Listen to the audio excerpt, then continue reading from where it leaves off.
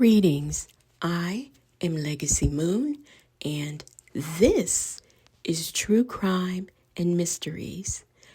Welcome back, my current subscribers, and if you are joining for the first time or you are a returning visitor to my channel, I would like to welcome you as well.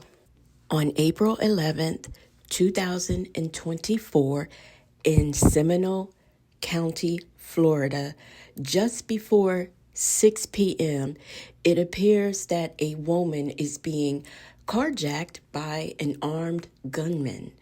Now, several people caught this carjacking on their cell phones. In less than 2 hours, and almost more than 3 counties away, police discovered a body inside of a burning vehicle, and this was in Osceola County in Florida. The police, they were pretty sure that the woman who was caught on camera being carjacked was the same woman and the same vehicle that they found just a couple of hours in some counties away. The victim's name was Catherine Algarcia Guerrero de Aguevas. She was 31 years old, and she lived in Homestead, Florida. Now, she was originally from the Dominican Republic.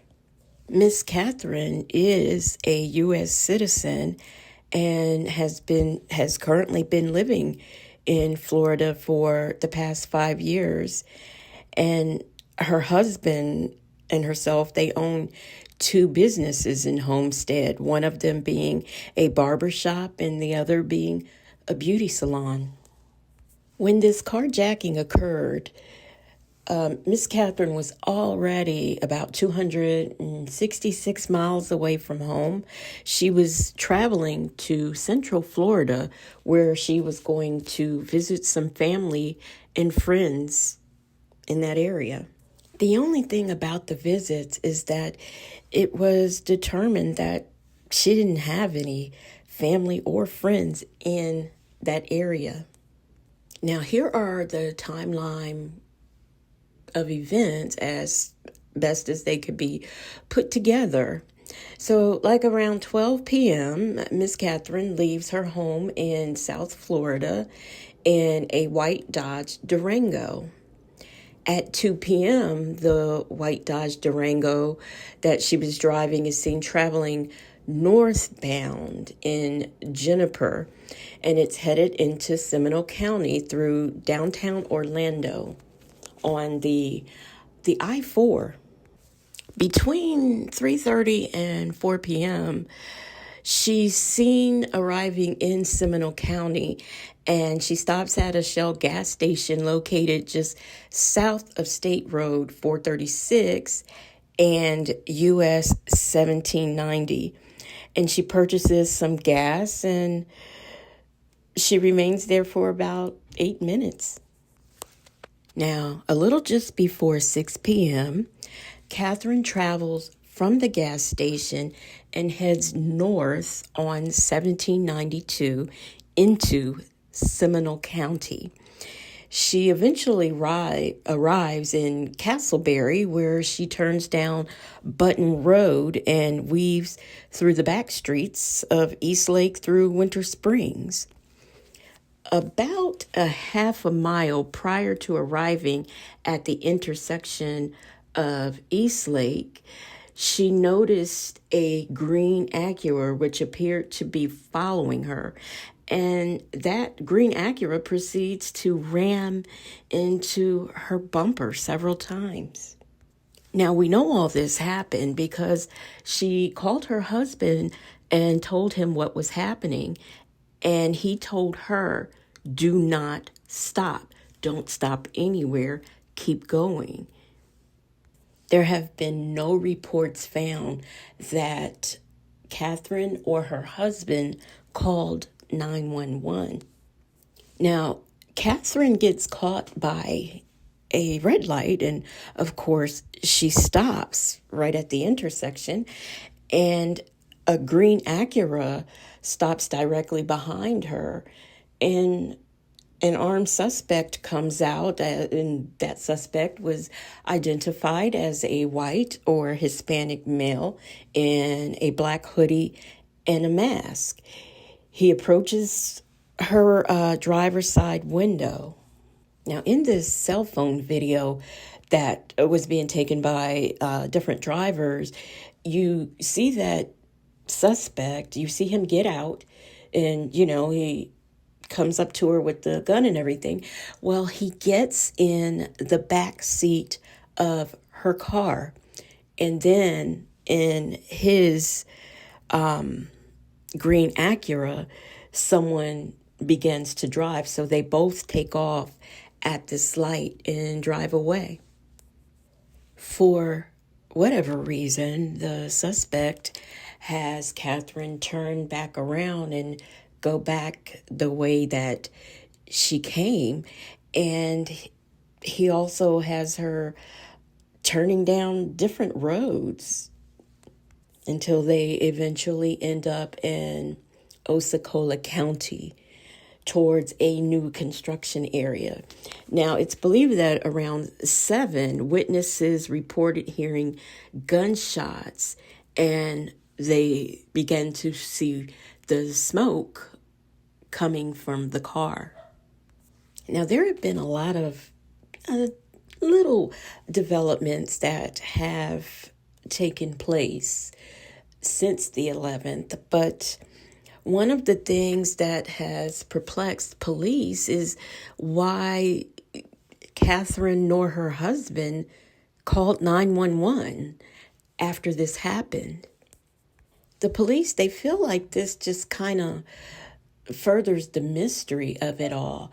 A blazing carjacking in the middle of the day, and with all kinds of witnesses around, and she calls her husband, but neither one of them call 911. So, the police, they kind of feel a little bit unsettled about it.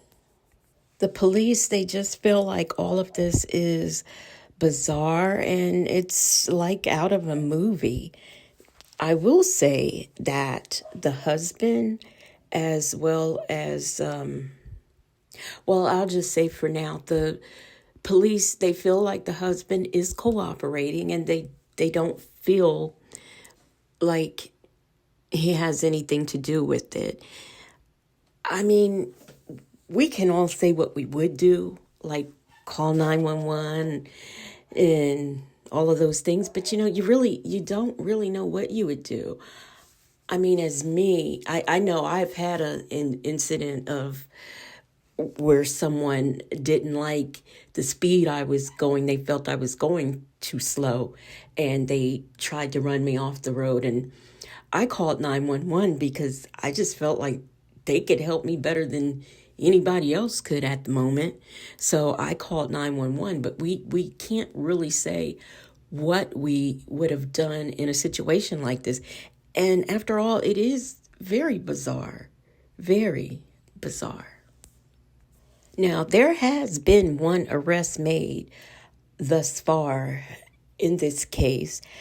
However, it's not exactly what you would think. So I'm going to insert this clip and then come back with the rest of my commentary. Seminole County Sheriff's Office unveiling 2 new details in the kidnapping and murder case of Homestead woman Catherine Aguas Vivas. She was last seen Thursday in this video as suspects held her at gunpoint in Seminole County, got into the 31-year-old's car, and drove off. The Sheriff's Office says her car was found on fire 2 hours later in Osceola County, her body inside, miles from where the carjacking took place and hours from her Homestead home. Very sad.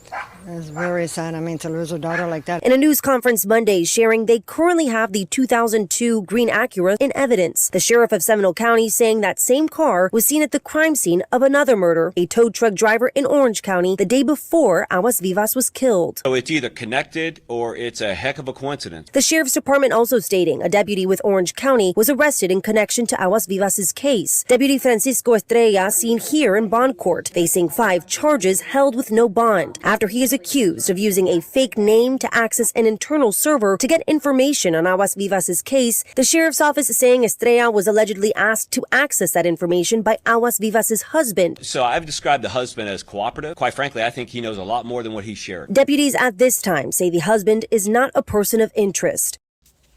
So that we're clear, this deputy has been arrested for looking up information on Catherine's case. Now, he says he was looking it up and giving information to the husband per the husband's request. So, I guess they were friends or something.